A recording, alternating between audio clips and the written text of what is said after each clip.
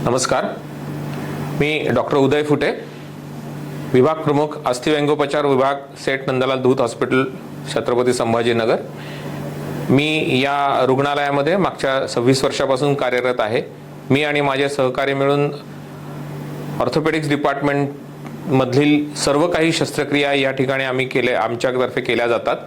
मागील 26 वर्षामध्ये 50,000हून जास्त शस्त्रक्रियेचा अनुभव आम्हाला आहे आणि साधारणतः मराठवाड्यातील बऱ्याचशा ऑर्थोपेडिक विभागातील काही शस्त्रक्रिया सर्वप्रथम करण्याचा मान या रुग्णालयामध्ये आपल्याला मिळालेला आहे।